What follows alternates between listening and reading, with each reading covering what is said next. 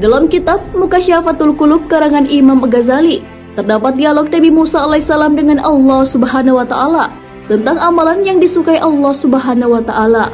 Wahai Allah, aku sudah melaksanakan ibadah yang Engkau perintahkan. Manakah di antara ibadahku yang Engkau senangi? Apakah salatku?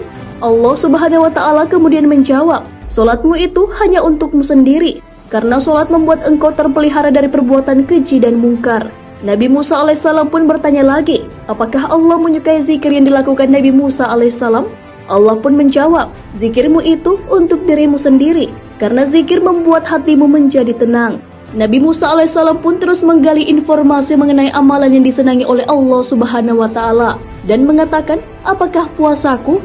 Kemudian Allah Subhanahu wa taala menjawab, puasamu itu hanya untukmu saja, karena puasa melatih diri dan mengekang hawa nafsu. Tak sampai di situ, Nabi Musa alaihissalam masih bertanya, lalu ibadah apa yang membuat engkau senang ya Allah? Allah pun menjawab, sedekah. Tak kala engkau membahagiakan orang yang sedang kesusahan dengan sedekah, sesungguhnya aku berada di sampingnya. Dari dialog tersebut, ibadah-ibadah seperti sholat, puasa, dan zikir tidak menjamin Allah senang kepada kita, walaupun pahalanya tinggi. Ibadah-ibadah tersebut hanya berdampak bagi diri sendiri, tapi tidak berdampak kepada orang lain. Sedekah merupakan ibadah atau amal perbuatan yang bukan hanya berpahala tinggi bagi diri sendiri, tetapi juga dapat membuat bahagia orang lain yang sedang kesulitan dan membutuhkan uluran tangan.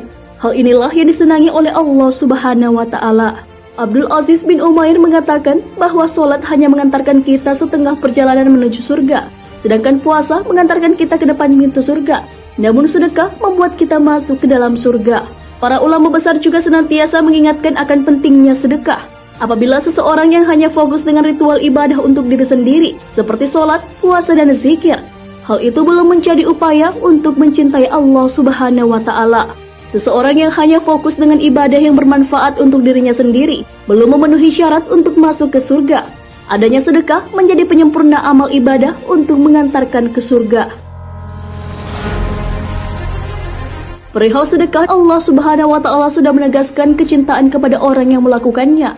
Hal ini sesuai dengan firman Allah Subhanahu wa taala, sedekah, infak, zakat, dan perbuatan baikmu, itulah yang membuat aku senang, karena tak kala engkau membahagiakan orang yang sedang susah, aku hadir di sampingnya, dan aku akan menggantinya dengan ganjaran 700 kali lipat. Quran Surah Al-Baqarah ayat 261 hingga 262.